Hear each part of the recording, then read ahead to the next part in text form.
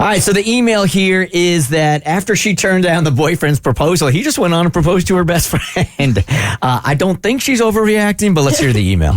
Dear Bert Show, you may call me Karis. I live in Africa and I watch your show on Facebook. That's so cool. You guys are awesome and I appreciate your work.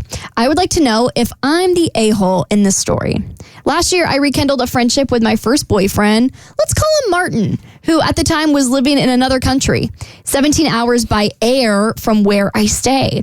My best friend, let's call her Judy, had gone also to the same country, so I linked them up asking him to help her in March of 2022. Initially, she calls and tells me how and what they did. All of a sudden, the calls and the messages stopped.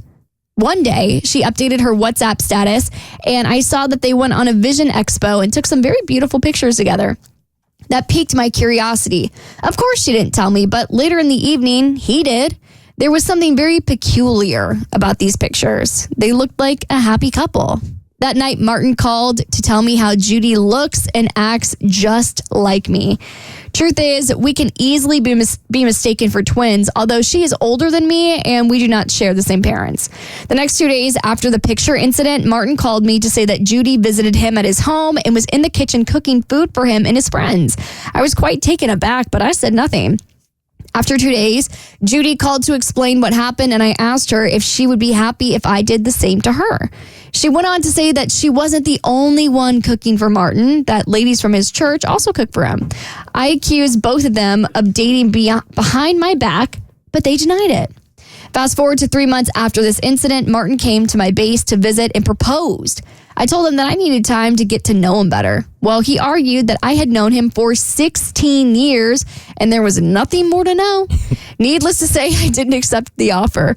2 months later, Judy called me to tell me that Martin proposed to her and she asked him to first get consent from me before she could accept. The boy gonna marry somebody. Yeah. Somebody. He's determined. Yep.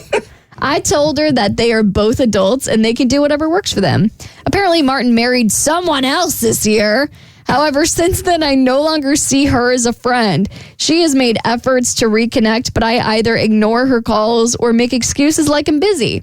Truth is that she was a really good friend, but I feel like she is likely to do the same. This assumption is based on the fact that when I met her back in 2013, it was apparent that she was dating a married man whose wife was pregnant. To be honest, I sometimes feel like maybe I overreacted given that the man in question is already married. I would really love to hear from you on your thoughts, on your opinions and thoughts. Thank you. I wouldn't be able to trust her ever again. You don't need this kind of trauma, man. No. I wouldn't be able to trust her either. I don't think it's fair to base that on what you knew when you were already friends with her after that and got past that. But if you don't trust her based off of the fact that she kind of lied to you or at least withheld information in dating the guy you used to date, I can completely understand that. And I'm a firm believer that I don't think you should punish a woman for something a man does or for a man's behavior. Like, it's obviously he was in the wrong for proposing to her, then turning around and then, immediately proposing to her friend.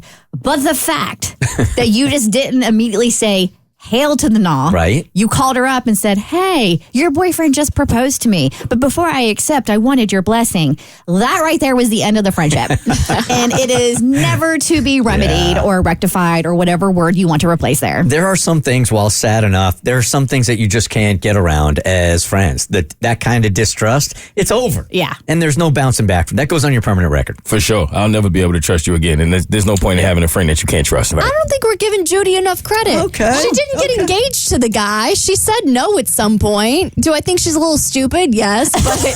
But at the very least, she didn't marry him. In this letter, it says that he married somebody else. So, I don't know. So you're saying, go ahead. It's not that big a deal. It's a little bit of a big deal, but it's not a big deal. Not a deal-breaking big deal. Not a deal breaker. The Bert Show.